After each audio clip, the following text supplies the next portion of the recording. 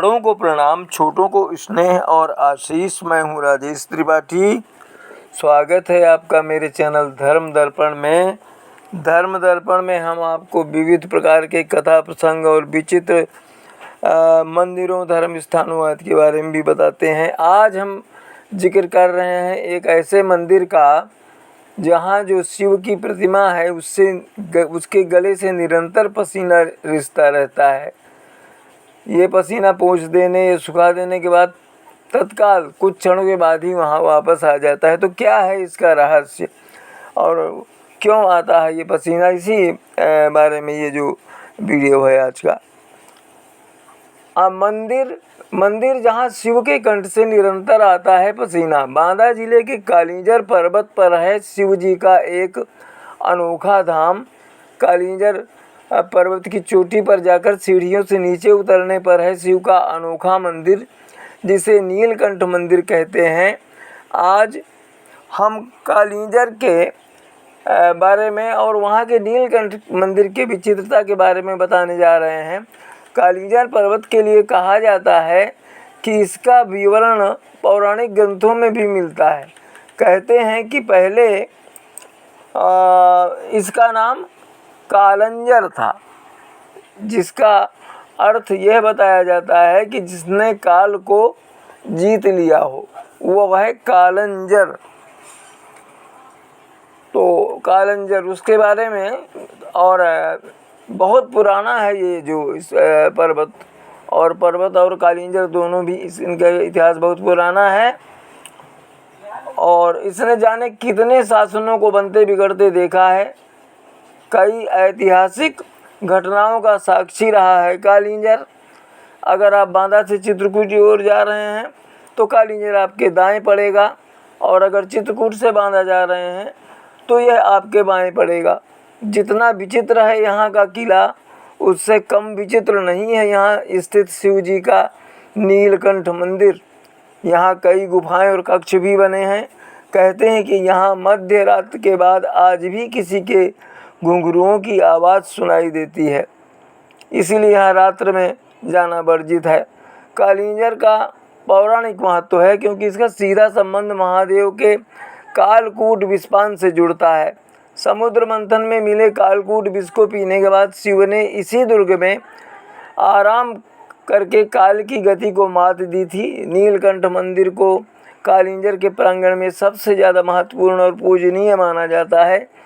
इसका निर्माण नागों ने कराया था।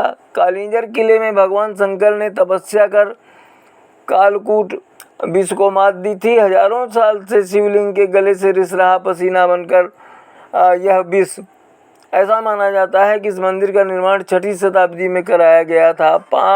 800 फीट ऊंचाई पर स्थित कालिंजर किले में मौजूद महादेव का मंदिर 5 फीट ऊंचा शिवलिंग है। इसमें उनके कंठ से रिसते पसीने को भक्त शरीर पर लगाते हैं।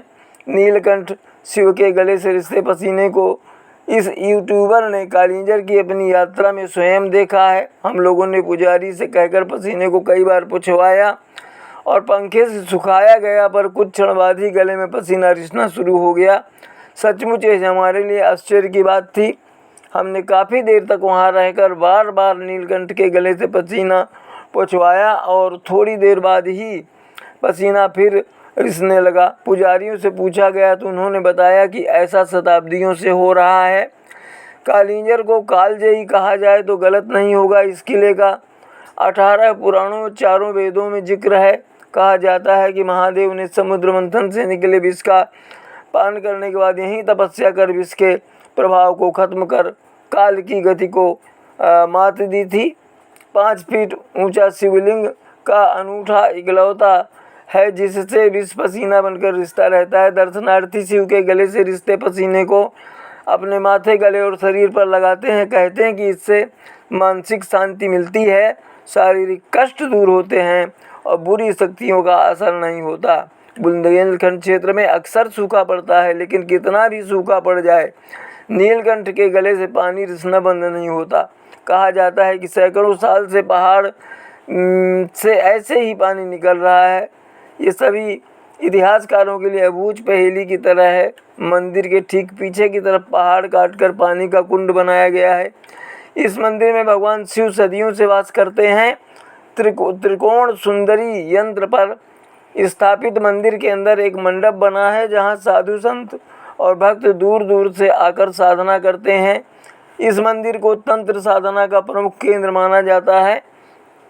तपस्या करके साधु सिद्धियां प्राप्त करते हैं। स्थानीय लोगों की माने तो यहाँ शाम होते ही कोई नहीं जा सकता, कोई रुकता भी नहीं। मान्यता है कि कालिंजर के प्रांगण में सबसे ज़्यादा महत्वपूर्ण पूजनीय माना जाता है नीलकंठ मंदिर को। मान्यता है कि अंधेरा होते ही यहाँ नाग आते हैं और सुबह चले जाते हैं। कालिंजर के किले पर जिन राजवंशों ने शासन किया उसमें दुष्यंत शकुंतला के बेटे भरत का नाम सबसे पहले आता है। इतिहासकारों के मुताबिक भरत ने 4 किले बनवाए, जिसमें कालिंजर का सबसे ज़्यादा महत्व है। 1249 ईस्वी में यहाँ है वंशी कृष्णराज का शासन था, तो 4वीं सदी में ये नागों के अधीन रहा। इसके बाद सत्ता गुप्तों के हाथों में पहुँच गई। फिर यहाँ चंदेल राजाओं का शासन रहा। इसका अंत 1545 ईस्वी में हुआ। यहाँ रास्ते में अनेक गुफाएं चट्टानों को काटकर शिल्पाकृतियाँ बनाई गई हैं। वास्तुशिल्प की दृष्टि से ये मंडप चंदेल शासकों की अनोखी कृति है। मंदिर के प्रवेश द्वार पर परिमाद्र देव नामक चंदेल शासक रचित शिव स्तुति है। वह अंदर एक स्वयंभू शिवलिंग स्थापित है। मंदिर के ऊपर ही जल का एक प्राकृतिक स्रोत है जो कभी सूखता नहीं है। इस स्रोत से शिवलिंग का अभिषेक निरंतर प्राकृतिक तरीके से होता रहता है। नीलकंठ शिव की मूर्ति के कंठ का क्षेत्र स्पर्श करने पर सदा ही मुलायम प्रतीत होता है। यह भागवत पुराण के सागर मंथन के फलस्वरूप निकले हलाहल विष को पीकर अपने कंठ में रोके रखने वाली कथा के समर्थन में साक्षी ही है। ऊपरी भाग में स्थित जल स्रोत हेतु चट्टानों को काटकर 2 कुंड बनाए गए हैं, जिन्हें स्वर्गारोहण कुंड कहा जाता है। इसी के नीचे के भाग में चट्टानों को तराश कर बनाई गई काल भैरव की एक प्रतिमा भी है। इनके अलावा परिसर में सैकड़ों मूर्तियां चट्टानों पर उत्कीर्ण की गई हैं। शिवलिंग के समीप ही भगवती, पार्वती, भैरव की मूर्तियां भी स्थापित हैं। प्रवेश द्वार के दोनों ही ओर ढेरों देवी देवताओं की मूर्तियां दीवारों पर तराशी गई हैं। कई टूटे स्तंभों के परस्पर आयताकार स्थित स्तंभों के अवशेष भी यहाँ देखने को मिलते हैं। इतिहासकारों के अनुसार इन पर 6 मंजिला मंदिर का निर्माण किया गया था। इसके अलावा भी यहाँ ढेरों पाषाण शिल्प के नमूने हैं जो जीर्णावस्था में हैं। कालिंजर के नीलकंठ मंदिर में कार्तिक पूर्णिमा के अवसर पर लगने वाला मेला कार्तिकेय मेला बहुत प्रसिद्ध है। कहते हैं यहाँ स्थित पाताल गंगा में स्नान करने से बहुत पुण्य मिलता है।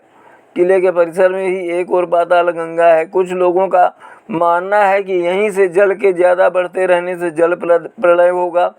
वैसे कहीं इसका प्रमाण नहीं मिलता, यह शायद लोगों की मनगढ़ंत कहानी है।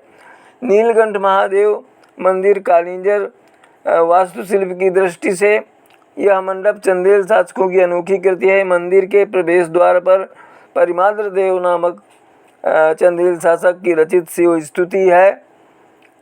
वह अंदर एक स्वयंभू शिवलिंग स्थापित है। मंदिर के ऊपर ही जल का एक प्राकृतिक स्रोत है जो कभी सूखता नहीं। प्राचीन कालिंजर किला समुद्र तल से 1203 फीट की ऊंचाई पर स्थित है, जहां से बुंदेलखंड के मैदान दिखाई देते हैं। यह किला देश के सबसे पुराने किलों में से एक है और चंदेल राजाओं 10वीं से लेकर 13वीं शताब्दी द्वारा बनाए गए 8 किलों में से एक है। किले में 2 प्रवेश द्वार हैं, जिनमें से मुख्य प्रवेश द्वार उत्तर दिशा में शहर की ओर है और दूसरा दक्षिण पूर्व दिशा में पन्ना की ओर जाता है।